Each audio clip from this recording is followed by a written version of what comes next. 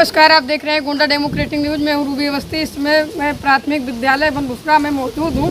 यहाँ पे आप देख सकते हैं कि पीला ईटा से बाउंड्री निर्माण हो रहा है और यहाँ पे मुख्यमंत्री योगी आदित्यनाथ जो शिक्षा व्यवस्था को बेहतर बनाने के लिए लगे हैं, तो यहाँ के ग्राम प्रधान जो है अपनी जेब भरने के लिए पीला ईटा और बालू, भारी मात्रा में बालू की गुराई से बाउंड्री निर्माण करवा रहे हैं। यहाँ पे आप देख सकते हैं बुनियाद कितनी गहरी यहाँ की बुनियाद खोदी गई है और बालू डाल के केवल पानी से ऊपर दिया गया है। इसमें ना तो सीमेंट है ना कुछ है। आप इसको देख सकते हैं किस तरीका से उकरा जा रहा है, केवल बालू ही बालू है इसमें।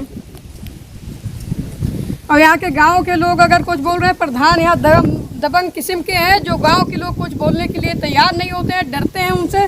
उनकी खौफ देखकर इतनी पता है। यहाँ के कुछ लोगों से सूत्रों से अनुसार पता लगा है कि 302 का मुलजम भी है प्रधान, लेकिन इसके दबंग की वजह से कोई बोल नहीं रहा है। और यहाँ की साफ़ सफाई की अगर व्यवस्था देखिए तो यहाँ पे घास फूस इतना लगा हुआ है, ना तो यहाँ की साफ़ सफाई होती है और ना कोई आता है। और टोटी की व्यवस्था देखो, ना तो पानी आता है। टोटी लगी तो है, इसमें देखने में तो बहुत कुछ लगा, लेकिन आता कुछ इसमें ना पानी आ रहा है, ना नल की व्यवस्था यहाँ पे सही है, ना कुछ है। और नींव इसकी खुदी है जो 1.5 फुट गहरी खुदी है, लेकिन मानक के अनुसार जो होना चाहिए बाउंड्री निर्माण और सरकारी कोई कभी काला क्लब के अंतर्गत जाता है तो उसमें पीला ईटा के निर्माण नहीं होना चाहिए, अवगल ईटा की निर्माण होना चाहिए। लेकिन यहाँ पे सरकार के अनुसार कोई अच्छा काम नहीं हो रहा है। चल जाएगा, अब चल जाएगा। यहाँ पे नल की व्यवस्था, इसकी जो नट होता है वो भी नहीं है। इसको भी लग रहा है प्रधान बेच के खा गए। क्या नाम है भैया? आशुतोष कुमार पांडे। कहाँ के रहने वाले हैं? यहीं बगल में शीतल पांडे पुरवा है, बनबुसरा ग्राम सभा के निवासी है। स्कूल में इतना भ्रष्टाचार चल रहा है, इतना बाउंड्री जो निर्माण हो रहा है, इतना पीला ईट और घटिया सामग्री लगाया जा रहा है, उस पर क्या गलत है? इस जो बाउंड्री वाल का निर्माण हो रहा है, इसमें सबसे पहले जब बाउंड्री वाल खोदा जा रहा था तभी हमने शिकायत की थी। इसका जो नक्शा है, नक्शे के कम रूप में इसको खोदा जा रहा था। फिर मैंने इसको एसडीएम महोदय से शिकायत किया। एसडीएम महोदय ने लेखपाल और टीम भेज करके इसका सीमांकन कराया। सीमांकन कराने के बाद फिर ये नींव खुदाई स्टार्ट हुई इस पर। अभी भी आप देखेंगे कि चारों तरफ नींव नहीं खुदी हुई है, सिर्फ 2 तरफ ही नींव खुदी हुई है। उसके बाद फिर जब नींव खुद गई, फिर उसके बाद इसका निर्माण कार्य शुरू हुआ। निर्माण कार्य शुरू हुआ, सबसे पहले इसमें बालू गिरा, फिर उसके बाद थोड़ा बहुत मोरंग गिरा, वैसे ही पड़ा हुआ था।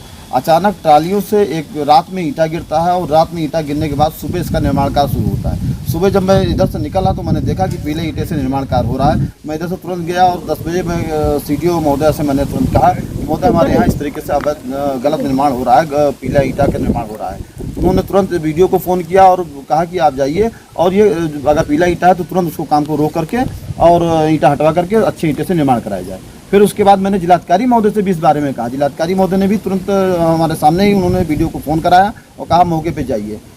दोनों अधिकारी के कहने के बाद भी जो विकासखंड झंझरी के वीडियो महोदय हैं उनके कान में जूं नहीं रहेगा, क्योंकि उसका कारण यह है कि भ्रष्टाचार में सभी लोगों की बराबर हिस्सेदारी होती है।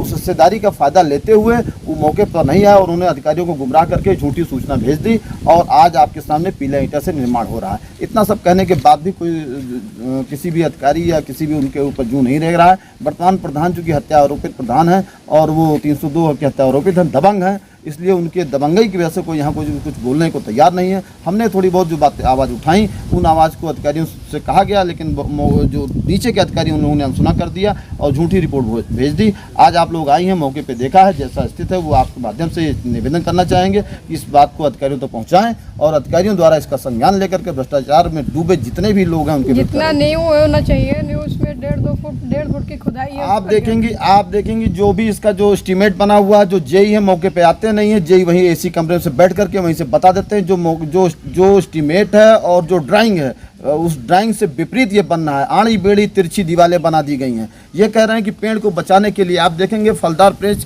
को बचाना, फलदार वृक्ष नहीं है लेकिन ठीक है वृक्ष है वो, उसके और इधर भी बना सकते हैं, लेकिन उन्होंने बगल में सागन सहकारी समिति बनी हुई है उसकी ज़मीन को एक्वायर कर लिया। दोनों ज़मीनें सरकार की हैं, लेकिन आपको बनाना चाहिए कि जो देखने में अच्छा लगे, जिससे भविष्य में कोई संकट न उत्पन्न हो। लेकिन उस पेड़ की जड़ के पास उन्होंने बना दिया है, जड़ फैलेगा और उस जड़ फैलने से दीवार गिरेगी, यह निश्चित है। लेकिन जेई महोदय और जो भी तकनीकी व्यक्ति हैं उन लोगों ने इसको अनदेखा करते हुए प्रधान ने अपने जिद से उसको आड़ी बेड़ी तिरछी दीवार बनाई है।